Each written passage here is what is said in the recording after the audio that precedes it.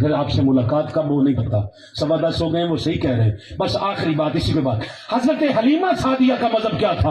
اگر کوئی کہے کہ حلیمہ کافر تھی تو خود کافر ہو جائے گا۔ خدا کا واسطہ ہے، تھوڑا سا زبان کو ہلا لو۔ اگر کوئی کہے حلیمہ کافر تھی تو خود کافر ہو جائے گا۔ اگر کوئی کہے حلیمہ مسلمان تھی تو تجھے اس قرآن کا واسطہ مجھے بتا، حلیمہ کو کلمہ کس نے پڑھایا تھا؟ کیونکہ جس کا کلمہ تھا وہ تو گود میں تھا۔ حلیمہ کو کلمہ کس نے پڑھایا؟ حلیمہ کی بات آ جائے تو بغیر کلمہ پڑھے مسلمان مان جاتا ہے۔ تو کہتا جی وہ 40 سال کے بعد مسلمان ہو گئی تھی۔ پتہ نہیں تیرے اس عقیدے پہ میں کیا کروں، مجھے تو نہیں پتا کیا کہے گا لوگوں کو کہ جب دودھ پلا رہی تھی تو تب حضور کافرہ کا دودھ پی رہے تھے۔ 40 سال بعد والی حلیمہ تو اپنے پاس رکھ۔ موسیٰ علیہ السلام دربار فرعون میں کافرہ دائیوں کا دودھ نہیں پی رہے۔ جب اس سے پوچھا کیا وجہ ہے، اس نے کہا وَحَرَّمْنَا عَلَيْهِ الْمَرَاضِعَ مِنْ قَبْلُ، ہم نے موسیٰ پر ان دائیوں کا دودھ پہلے دن سے حرام کر دیا تھا کیونکہ وہ کافرہ تھی۔ اللہ کا پیغمبر کافرہ کا دودھ نہیں پیتا۔ مجھے بتا، حلیمہ سعدیہ جب لے گئی تھی تو حلیمہ کا تو کلمہ ہی نہیں پڑا تھا، تو کیسے کہہ سکتا ہے کہ حلیمہ مسلمان تھی؟ اگر تو کہے کہ حلیمہ مسلمان تھی تو بتا کلمہ کس نے پڑھایا؟ اگر تو کہے کافرہ تھی تو خود کافر ہو جائے گا۔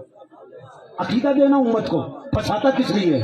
ہم سے پوچھ منہاج القرآن والوں سے کہ اصل معاملہ کیا ہے؟ اصل معاملہ یہ ہے کہ تجھے ایک مسلمان بتایا گیا ہے۔ مسلمان لوگوں دو طرح کے ہیں، ایک وہ مسلمان ہیں جن کو حضور نے آ کے کلمہ پڑھایا ہے۔ حضرت ابوبکر صدیق بعد میں مسلمان ہوئے، تاریخ بتا۔ حضرت عمر بعد میں مسلمان ہوئے، تاریخ بتا۔ حضرت عثمان بعد میں مسلمان ہوئے، تاریخ بتا۔ یہ وہ مسلمان ہیں جو حضور نے آ کے کیے ہیں۔ اور کچھ مسلمان وہ ہیں جن کی گودوں میں خود حضور تشریف لائے ہیں۔ اور بولے تیری زبان قبول ہو جائے یار۔ وہ مسلمان اور ہیں، یہ دیکھ، یہ قرآن پاک یہاں رکھنا تھا۔ مجھے نہیں پتا یہ کیبل کس گھر سے آیا ہے، مگر مجھے اتنا پتا ہے کہ انتظامیہ کو پتا تھا کہ یہاں قرآن نے آنا ہے۔ یہ کیبل پلید ہے؟ سر ہلاؤ۔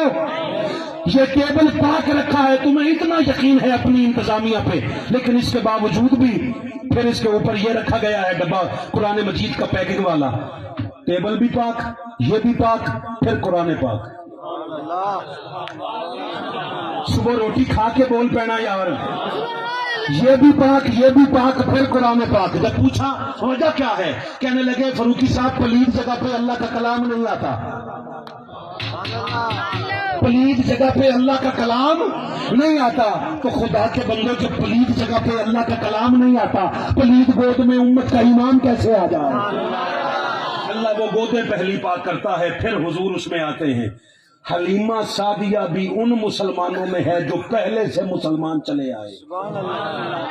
میں حلیمہ سعدیہ کا ماننے والا ہوں اور سب سے بڑا ماننے والا ہوں، مگر حلیمہ ان میں نہیں جن کو کلمہ پڑھا کے وہ کلمہ پڑھ لیں تو کمال در کمال ہے، اور اگر نہ پڑھیں تو وہ مسلمان ہے کیونکہ وہ دعا ابراہیم کا نتیجہ ہے۔